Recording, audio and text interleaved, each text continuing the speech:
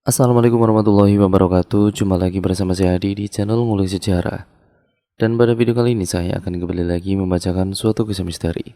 Kali ini berjudul tentang pertarungan dengan babi gombel part yang kedua ya teman-teman. Jadi untuk kalian yang belum menonton part sebelumnya, saya sarankan untuk kalian menontonnya terlebih dahulu agar kalian mengerti dan paham keseluruhan alur ceritanya dari awal sampai akhir. Yuk, daripada kita lama-lama, daripada kita penasaran juga bagaimana kelanjutan ceritanya, mari kita langsung saja menuju ke kelanjutan ceritanya ya teman-teman. Perhatikan baik-baik karena ceritanya akan segera saya mulai.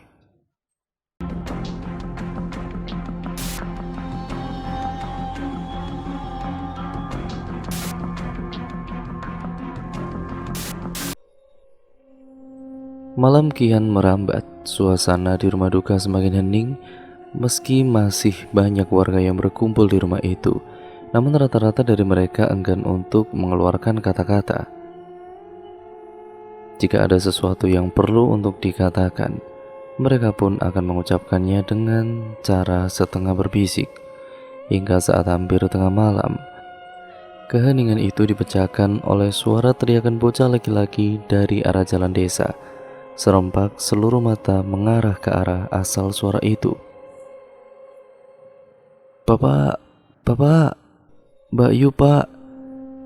Itu adalah suara Parjo, anak kedua dari Pak Mitro, yang berlari menerobos kerumunan warga yang duduk bergerombol di halaman itu. Jelas membuat semua orang menjadi panik. Pak Mitro yang sangat mengenali suara Parjo segera berlari keluar dan menyongsong sang anak. "Ada apa, Le? Kenapa kamu kok berlari seperti itu, teriak-teriak juga? Kenapa dengan Mbak Yumu?" "Mbak Yu Pak, Mbak Yu." Tersengal anak itu meracau tidak jelas. "Astagfirullah, ya sudah, ayo kita pulang." Tanpa sempat berpamitan akibat rasa panik, Pak Mitro segera menggelandang tangan Parjo dan juga mengajaknya untuk pulang. Warga desa yang hadir di situ juga tidak tinggal diam. Merasa ada yang tidak beres dengan keluarga Pak Mitro, sebagian dari mereka lalu menyusul laki-laki itu. Takut kalau terjadi apa-apa dengan anak sulung Pak Mitro yang tengah hamil tua. Pak Modin sendiri yang sejak tadi memperhatikan kejadian itu segera bangkit dan menemui Pak Bayan. "Pak Bayan, maaf ya, perasaan saya kok jadi kurang enak begini ya. Tolong untuk sementara waktu yang di sini Bapak urus dulu ya. Saya mau ikut melihat keluarga Pak Mitro sebentar," bisik Pak Modin pada Pak Bayan. Pak Bayan pun mengangguk, tanda mengerti. Jerit tangis dan sumpah serapah terdengar dari arah rumah Pak Mitro, memecahkan kesunyian malam yang kian larut itu. Jerit tangis dari Mbok Mitro dan sumpah serapah yang keluar dari mulut Pak Mitro. Mungkin hanya itu yang bisa dilakukan oleh sepasang suami istri yang sedang dilanda kemalangan itu saat melihat Mbak Patmi, anak sulung mereka yang tergolek pingsan di atas ranjang. Darah segar masih menggenang di antara sela-sela pangkal pahanya, namun tidak nampak adanya sosok jabang bayi yang mereka harapkan. Sementara Mbok Sumi, dukun bayi yang biasa menangani orang-orang yang akan melahirkan, justru telah pingsan tergeletak di atas lantai itu. Pak Modin yang datang bersama beberapa warga segera berusaha memberikan pertolongan. Ada yang berusaha menyadarkan Mbak Patmi, ada yang mencoba menenangkan Pak Mitro dan juga Mbak Mitro, dan sebagian lagi keluarga untuk membangunkan Mbok Sumi. "Anaknya Patmi disambar wae gombel." Mbok Sumi menggeragap saat warga berhasil menyadarkannya, membuat semua orang yang mendengarkannya terkesiap untuk sesaat. Babi gombel, makhluk yang namanya disebut oleh Mbok Sumi itu, jelas menimbulkan rasa takut sekaligus was-was di hati para warga. "Tenang Mbah, tenang." Hanya Pak Modin yang terlihat tenang dalam situasi yang menegangkan itu, yang segera berusaha menenangkan Mbok Sumi yang masih histeris dan ketakutan. "Coba tolong sampean ceritakan, ada apa ini sebenarnya?"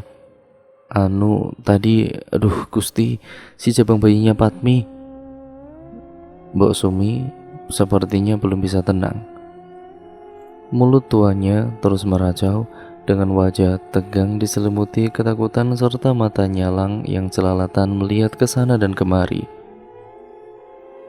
Tangannya terus menunjuk-nunjuk ke arah jendela yang terbuka, sambil beberapa kali menyebut nama makhluk yang menjadi penyebab dari semua ketegangan ini, yaitu bebek gombel. "Bisa minta tolong ambilkan air putih segelas," kata Pak Modin akhirnya, setelah gagal berusaha menenangkan Mbok Sumi. Salah seorang kerabat perempuan Mbok Mitro segera beranjak ke dapur, lalu kembali dengan bergegas dengan membawa segelas air putih yang segera diserahkan kepada Pak Modin.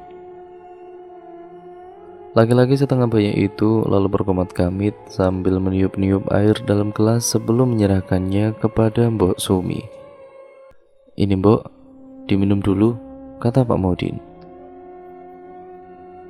Mbok Sumi langsung menenggak air itu sambil ludes tidak tersisa, lalu menarik nafas panjang berusaha untuk menenangkan diri. "Anu Pak Modin, tolong segera selamatkan bayinya Patmi sebelum..." "Iya Mbah, saya sudah paham dengan apa yang telah terjadi. Soal bayi itu serahkan saja kepada saya. Simbah, tolong itu urus ibunya bayi saja ya. Sepertinya Patmi masih membutuhkan bantuan Simbah," kata Pak Modin dengan tenang, lalu segera melangkahkan kaki keluar kamar. Sampai di luar, Pak Modin nampak bicara serius dengan Pak Mitro, lalu kemudian menemui beberapa pemuda desa yang ikut berkumpul di rumah itu. "Siapa di antara kalian yang bersedia menemani saya?" tanya Pak Modin kepada para pemuda itu. "Menemani kemana Pak?" salah seorang pemuda balik bertanya. "Ke Tegal Salahan," jawab Pak Modin dengan tegas. "Ke Tegal Salahan? Ngapain malam-malam begini Pak ke sana Pak?" tanya pemuda itu lagi. "Menangkap bebek gombel yang membawa lari bayinya Patmi." Sontak mendengar kata bebek gombel, para pemuda itu seketika terdiam sambil saling pandang antara satu dengan yang lain. "Kenapa pada diam? Tidak ada yang berani?" tanya Pak Modin lagi sambil memandang satu persatu wajah para pemuda itu. Tatapan Pak Modin terhenti pada satu wajah yang sepertinya ia kenal, pemuda yang tadi menjemputnya ke Gedung Jati. "Kamu, siapa namamu?" tanya Pak Modin pada pemuda itu. "Saya Bambang Pak." Si pemuda menjawab dengan suara sedikit gemetar. "Ya sudah, kamu ikut aku. Juga kamu yang pakai baju biru, siapa namamu?" tanya Pak Modin pada pemuda yang berdiri di sebelah Bambang. "Saya Joko Pak," jawab pemuda itu. "Ya, kamu Bambang dan Joko, kalian berdua ikut aku yo," kata Pak Modin dengan tegas. Bambang dan Joko kembali saling pandang. Kedua pemuda itu sepertinya agak keberatan dengan permintaan Pak Modin, namun ia tidak berani untuk membantahnya juga. "Bambang, kamu bawa ini." Pak Modin menyerahkan bungkusan plastik hitam yang dibawanya kepada Bambang. Dengan ragu pemuda itu menerimanya. "Apa ini Pak?" tanya Bambang penasaran sambil mencoba mengintip isi dalam bungkusan plastik itu. "Pencok bakal dan juga ari-ari bayinya Patmi," Pak Modin menjawab singkat, lalu menoleh ke arah Joko. "Kamu Joko, bawa senter yo. Kita berangkat sekarang. Ingat, apapun yang terjadi nanti, kalian tidak usah takut. Ini semua demi keselamatan bayinya Patmi. Kalian paham?" "Paham Pak," Bambang dan Joko menjawab hampir serempak. "Ya sudah, kalau begitu, ayo kita berangkat sekarang. Semakin cepat maka akan semakin baik." Mereka bertiga lalu berangkat dengan berjalan kaki menuju area Tegal Salahan yang berada di ujung utara desa itu. Pak Modin berjalan di depan sementara Bambang dan Joko mengikuti dari belakang. Sepanjang perjalanan ketiganya hanya saling diam membisu akibat rasa takut bukan kepalang yang dirasakan oleh keduanya. "Kalian dengar sesuatu?" tanya Pak Modin saat mereka telah sampai di jalan turunan Tegal Salahan. Kedua pemuda itu hanya menggeleng dengan pelan sebagai ganti dari jawaban yang tidak sanggup mereka lontarkan melalui kata-kata. Sebentar, Pak Modin berkomat-kamit sebentar sambil meniup telapak tangannya. Lalu kemudian mengusapkan telapak tangannya ke wajah para pemuda itu. Sekarang kalian dengar, tanya Pak Modin lagi. Kedua pemuda itu menajamkan indera pendengaran mereka, dan sayup-sayup suara tembang lelo-lelo ledung yang disenandungkan oleh suara seorang perempuan menyapa indera pendengaran mereka. Tembang yang biasa dinyanyikan untuk meninabobokan anak kecil. Seperti ada suara orang yang nembang ya Pak, Bambang setengah berbisik. Iya, suaranya seperti dari barat sana. Joko juga ikut berbisik, sambil mengarahkan sorot senternya ke arah barat. Bagus, kalau begitu ayo kita ke sana, kata Pak Modin sambil membelokkan langkahnya ke arah barat, menerobos lebatnya tanaman singkong di salah satu ladang milik warga. Bambang dan Joko pun segera mengikutinya. Apa yang dilakukan Pak Modin tadi pada kita? Sambil berjalan Joko berbisik kepada Bambang. Tadi kita tidak dengar apa-apa, tapi setelah Pak Modin mengusap wajah kita kok jadi bisa dengar suara orang nembang ya? Aku juga tidak tahu Jok, mungkin kita sudah dicampi-campi. Kata orang, Pak Modin kan orang sakti, jawab Bambang juga sambil berbisik. Wah celaka, kalau benar kita sudah dicampi-campi, jangan-jangan nanti kita juga bisa ngelihat. Ngelihat apa? Bambang bertanya karena Joko sepertinya enggan melanjutkan ucapannya. Melihat setan, jawab Joko dengan suara yang semakin dipelankan. Hus, jangan sembarangan kalau ngomong kamu. Kita lagi di tempat angker ini, hardik Bambang dengan suara mendesis. Memangnya kenapa kalau di tempat angker? Tanya Joko. Kata orang, kalau lagi di tempat angker, kita tidak boleh nyebut nama setan, jawab Bambang. Kenapa? Pamali. Nanti setannya bisa datang beneran karena merasa dipanggil. Kamu takut ya? Memangnya kamu tidak takut? Ya takut sih, tapi kan ada Pak Modin bersama kita. Dia kan orang sakti. Kalau cuma setan mah. Shh, jangan berisik. Pak Modin mendesis keras, menyela obrolan kedua pemuda itu. Kalian dengar? Suara itu semakin jelas terdengar. Kedua pemuda itu kembali memasang baik-baik telinga mereka. Benar saja suara perempuan nembang itu kini semakin jelas terdengar. Iya Pak, saya juga dengar, sepertinya dari arah rumpun bambu. Joko kemudian menyorotkan lampu senternya ke arah rimbunan pohon bambu yang berada tidak jauh dari mereka. Kita ke sana. Matikan lampu senter kamu Jok, tegas Pak Modin. Tapi ini kan gelap Pak, kalau senternya dimatikan. Sudah jangan membantah. Kamu mau Wewe Gombel itu mengetahui kedatangan kita gara-gara cahaya sentermu? Sentak Pak Modin. Ya enggak sih Pak, tapi sudah, kalian ikut saja langkahku, jangan jauh-jauh dariku, ucap Pak Modin. Ketiga orang itu lalu berjalan mengendap-endap di antara lebatnya tanaman singkong. Suasana gelap membuat mereka harus melangkah ekstra hati-hati. Hingga saat sampai di dekat rumpun pohon bambu itu, Pak Modin memberi isyarat untuk berhenti. Suara perempuan nembang itu semakin jelas terdengar. Pak Modin berjongkok, Bambang dan Joko pun ikut berjongkok. Kalian lihat, bisik Pak Modin sambil menuju ke depan. Ingat, yang kalian lihat itu, jangan pernah takut yo, apalagi lari. Keselamatan bayinya Padmi tergantung dari usaha kita malam ini. Saat kedua pemuda itu mengikuti arah telunjuk Pak Modin, di bawah rimbunan pohon bambu itu nampak sesosok bayangan hitam tengah berdiri sambil menimang-nimang sesuatu dalam gendongannya. Jelas tanpa diberitahu oleh Pak Modin, kedua pemuda itu bisa menebak bahwa sosok itu adalah Wewe Gombel yang sedang mereka cari.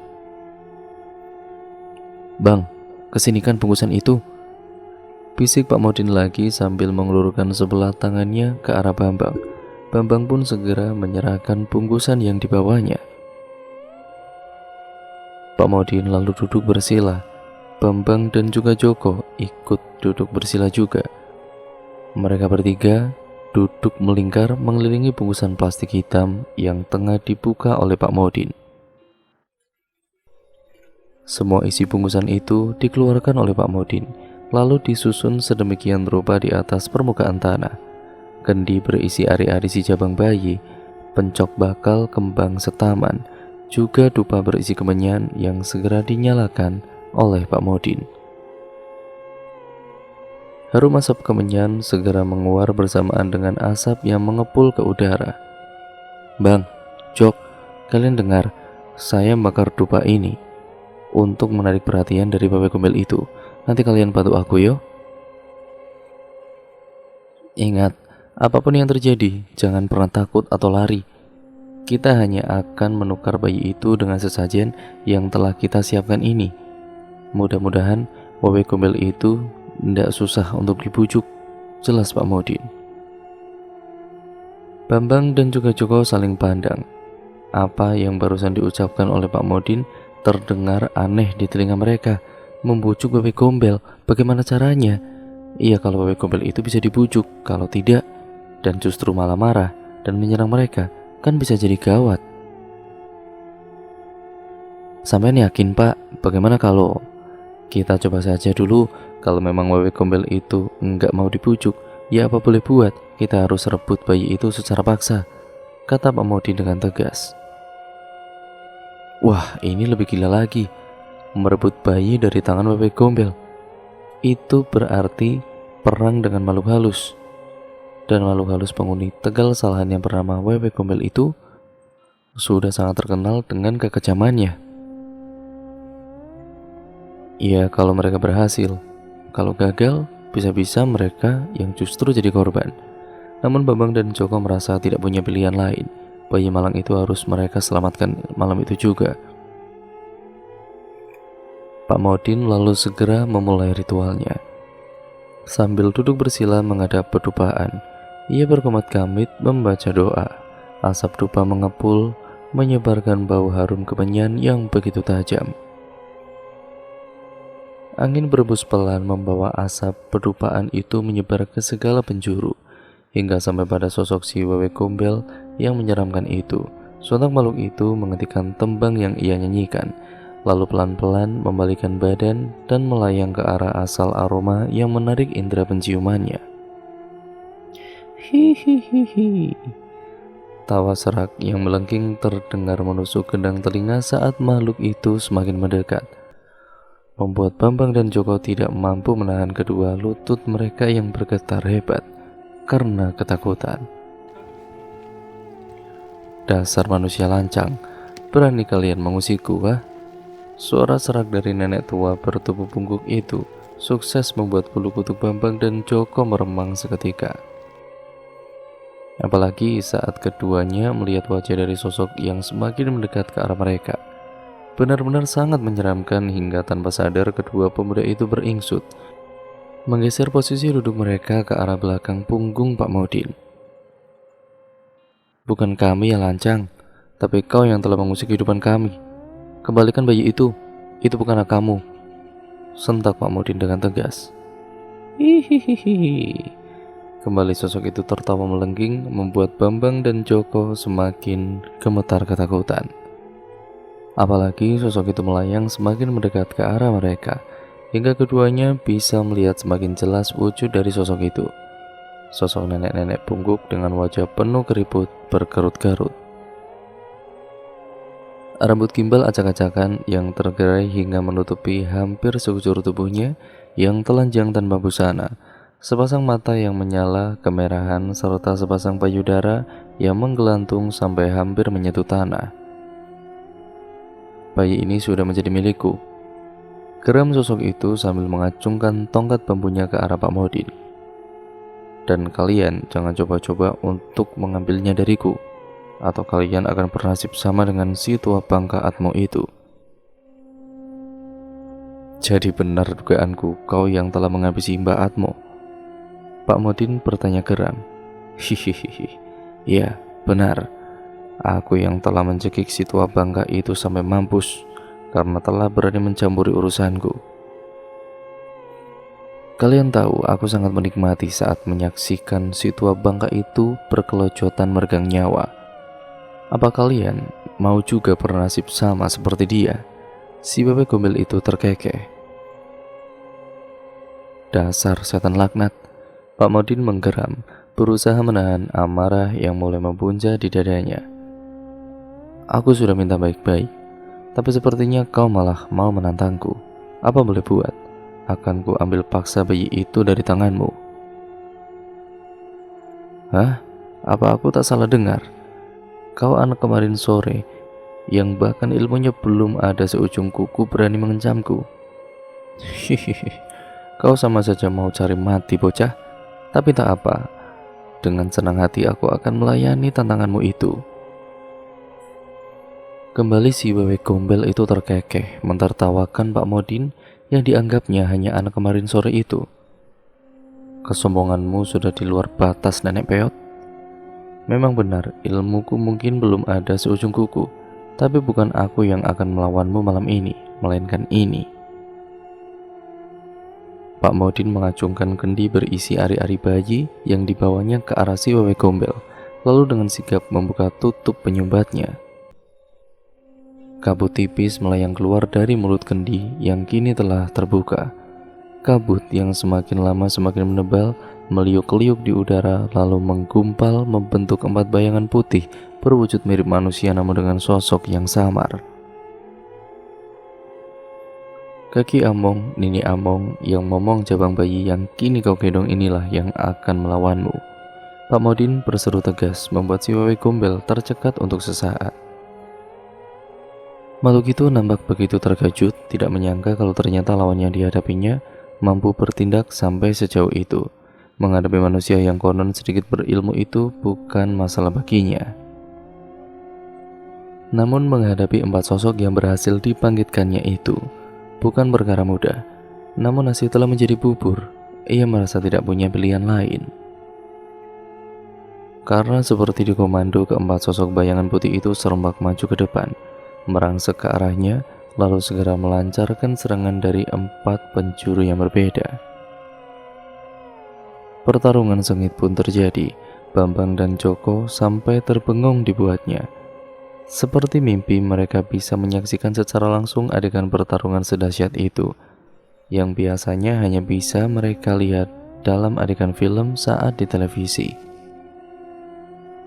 Jangan pada bengong, kini saatnya kalian ikut beraksi, tegur Pak Modin pada kedua pemuda itu. Kami Pak, apa yang harus kami lakukan? Tergagap kedua pemuda itu menjawab hampir serempak. Apalagi, rebut bayi itu saat si nenek bungkuk itu lengah. Hah, ya benar saja Pak, masa kami yang harus melakukannya? Kalau bukan kalian, siapa lagi? Kalian kan masih muda, bisa bergerak dan berlari dengan cepat. Masa harus aku yang sudah tua ini yang harus turun tangan? Tapi nenek itu kan bukan manusia Pak, mana serem banget lagi. Udah gitu kejam pula. Mbak Atmo saja yang punya ilmu bisa dicekik sampai mati, apalagi kami yang tidak punya apa-apa ini. Makanya gue bilang tunggu sampai si nenek itu lengah. Nanti begitu kalian dapatkan bayinya, langsung bawa lari pulang ke rumah Mbak Patmi. Bambang dan juga Joko saling pandang sejenak. Sepertinya mereka memang tidak punya pilihan lain. Dengan mengendap-endap, keduanya lalu mendekat ke arah arena pertarungan.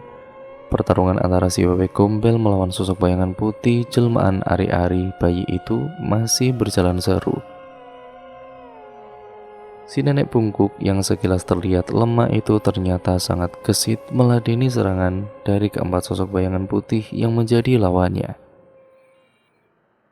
Namun, setelah beberapa saat lamanya, nenek bungkuk itu tampak mulai sedikit kewalahan. Ia sedikit kerepotan karena harus bertarung sambil menggendong bayi dalam pelukannya. Beberapa kali serangan dari ke-4 bayangan putih itu berhasil mengenai tubuhnya, membuat si nenek bungkuk terpaksa harus berjumpalitan mundur untuk menghindar. Hingga pada suatu kesempatan, karena merasa sudah kewalahan, nenek bungkuk itu melompat ke atas, melenting di udara lalu hinggap di sebuah dahan pohon besar yang tumbuh tidak jauh dari arena pertarungan itu. Bayi dalam gendongannya ia letakkan di atas dahan itu sebelum akhirnya ia kembali meluncur ke bawah dan menerjang lawannya. Pertarungan dahsyat pun kembali terjadi. Dan kali ini terlihat lebih seimbang meski jumlah mereka tidaklah seimbang 4 lawan 1. Pak Modin yang menyadari adanya kesempatan bagus segera memberi isyarat kepada Bambang dan Joko untuk segera mengambil bayi malang itu. Dan gimana ceritanya bayi itu kok bisa ditaruh di atas dahan seperti itu? Gerutu Bambang sambil mulai memencet pohon yang lumayan tinggi itu. Namanya juga demit bang, hati-hati saja kita ngambilnya. Jangan ribut dan berisik. Kalau sampai itu bayi bangun dan bergerak, terus jatuh dari atas sebelum sempat kita ambil, habislah sudah, sahut Joko yang juga ikut memanjat pohon itu menyusul Bambang. Iya, aku tahu. Yang jadi masalah, bagaimana cara kita ambil bayi itu? Cara menggendong bayi saja aku tidak tahu, karena memang belum pernah megang bayi sama sekali. Halah, masa kalah sama si bebek gombel itu? Dia aja kan bisa gendong bayi, masa kamu enggak? Ah, sudah, jangan ngeledek kamu. Memangnya kamu tahu cara menggendong bayi yang baik dan benar? Ya enggak tahu lah, wong aku juga belum pernah punya bayi kok. Alah, mau sama-sama enggak taunya aja kok pakai ngeledek segala. Hehe. Ya udah, sambil terus berdebat dengan suara berisik, kedua pemuda itu terus merangkak naik menuju ke arah dahan yang letaknya lumayan tinggi itu. Hingga akhirnya, meski dengan bersusah payah keduanya berhasil juga meraih tubuh bayi malang itu. Bambang segera menggendong bayi itu sekenanya. Beruntung bayi itu seolah sama sekali tidak merasa terusik dengan kegaduhan yang terjadi di sekitarnya dan masih tetap terlelap dalam tidurnya. Sialnya, si nenek bungkuk sepertinya menyadari tindakan kedua pemuda itu. Sambil menggeram marah, ia menoleh ke arah Bambang dan Joko yang masih berada di atas pohon, lalu melesat dan menerjang ke arah keduanya. Pencuri tengik, kembalikan bayiku. Wah, matilah kita Jok, teriak Bambang sambil mendekap bayi mungil itu erat-erat dengan sebelah tangannya. Sementara tangan yang lain ia gunakan untuk berpegangan erat pada ujung dahan. Sementara Joko yang sudah tidak mampu lagi mengeluarkan kata-katanya hanya bisa pasrah sambil memeluk batang pohon dengan tubuh gemetaran. Begar! Ledakan keras terdengar saat keempat bayangan putih itu melesat dan menerjang si nenek bungkuk. Hanya sepersekian detik sebelum serangan si nenek mengenai Bambang dan Joko. Si nenek terpental jauh sementara Bambang dan Joko selamat dari maut. Selamat, selamat. Hampir serempak kedua pemuda itu berucap, lalu kemudian bergegas merosot turun dari atas pohon. Cepat Jok, buruan, lompat saja turunnya, seru Bambang saat menyadari Joko yang posisinya berada di bawahnya cukup lambat dalam menuruni batang pohon itu. Lompat dengkulmu itu, masih tinggi ini, bisa patah kakiku kalau... sebentar. Ini kok seperti... Alih-alih mempercepat gerakannya, justru Joko berhenti dan meraba kepalanya yang tiba-tiba terasa basah tersiram air dari atas. Diendusnya telapak tangan yang barusan ia gunakan untuk menyeka kepalanya, sebelum akhirnya ia mengumpat panjang pendek, begitu menyadari apa yang terjadi. Kamu ngompol ya Bang? Nggak usah berisik. Pak Modin, sudah dapat bayinya, teriak Bambang tanpa memperdulikan protes Joko. Pak Modin yang tanggap dengan situasi bergegas bangkit sambil menyambar kendi tempat ari-ari bayi yang berada di hadapannya. Ayo, kita cepat bawa pulang, seru Pak Modin. Mereka bertiga pun segera berlari kembali ke arah desa tanpa memperdulikan yang sedang sibuk bertarung. Si nenek bungkuk yang mengetahui gelagat Pak Modin yang akan beranjak pergi, berusaha untuk menghalangi. Tapi sayang, keempat sosok bayangan putih itu sepertinya tidak mau memberinya kesempatan. Sampai di rumah Mbak Patmi, ketiga orang itu segera disambut dengan tangisan sukacita. Bayi yang hilang telah ditemukan, dan Mbak Patmi juga sepertinya sudah siuman. Perempuan itu menangis sesenggukan sambil memeluk sang bayi. "Sekarang bagaimana, Pak? Apakah sudah aman?" tanya Pak Mitro pada Pak Modin. "Sedikit lagi, Pak. Tolong hari-hari ini segera dikubur di samping abang pintu tengah. Juga tolong ya Pak, sediakan sapu lidi bekas, gunting, kain mori putih sedikit saja. Juga jarum dan juga benang jahit," pinta Pak Modin. Pak Mitro pun segera menyiapkan semua barang yang diminta oleh Pak Modin. Hari-hari si jabang bayi juga segera ia kubur di samping abang pintu utama rumah itu. Pak Modin lalu mengambil sedikit tanah bekas galian dari lubang tempat hari-hari dikubur, lalu membungkusnya dengan kain mori dan menjahitnya sedemikian rupa hingga membentuk semacam kalung, yaitu kalung kecil dengan bungkusan kain mori berisi tanah bekas galian lubang ari-ari sebagai bandulnya. Benda itu lalu ia kalungkan pada leher si jabang bayi yang masih berada dalam pelukan Mbak Patmi. "Nah, sekarang sudah aman. Selama bayimu memakai kalung yang aku buat ini, insya Allah wewe gombel itu tidak akan pernah berani mengganggunya lagi." Sapu lidi bekas ini, juga gunting dan jarum jahit, selalu letakkan di dekat tempat bayimu kau tempatkan, pesan Pak Modin pada Mbak Patmi. Alhamdulillah, semua mengucap syukur setelah mendengar ucapan Pak Modin itu. Masalah keluarga Pak Mitro sepertinya sudah berhasil diatasi. Tinggal mempersiapkan upacara pemakaman almarhum Mbah Atmo yang akan dilaksanakan besok pagi. Semua bisa bernapas lega kecuali si nenek bungkuk yang kini telah menjadi bulan-bulanan dari serangan keempat sosok bayangan putih yang mengeroyoknya. Nenek itu telah babak belur dan akhirnya memilih untuk melarikan diri karena merasa percuma saja kalau ia meneruskan pertarungan ini. Keempat bayangan putih itu memang bukan lawan yang seimbang untuknya.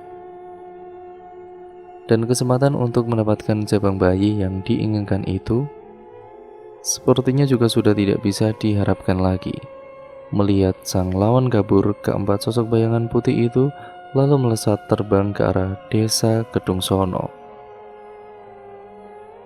Lalu tanpa disadari oleh semua orang yang hadir di rumah Pak Mitro, keempatnya merasuk ke dalam kalung benang lawe berbandul bungkusan kain mori yang dipakai oleh si jabang bayi yang kemudian diberi nama Lintang itu.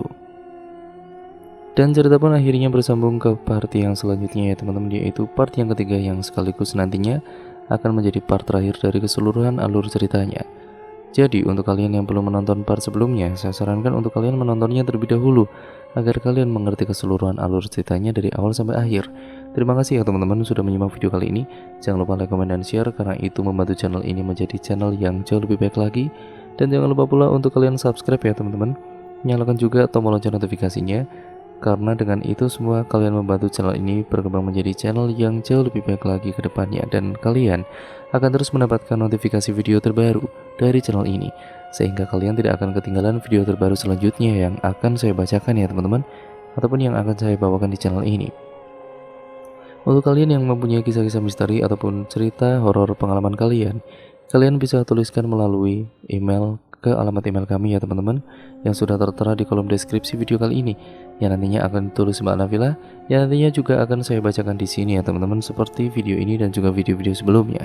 Terima kasih, kurang lebihnya mohon maaf apabila banyak salah kata ataupun narasi saya mungkin kurang jelas dalam membacakan narasi video kali ini. Saya mohon maaf yang sebesar-besarnya. Akhir kata sekian video ini saya akhiri ya teman-teman, sampai berjumpa di video selanjutnya dari channel ini. Wassalamualaikum warahmatullahi wabarakatuh.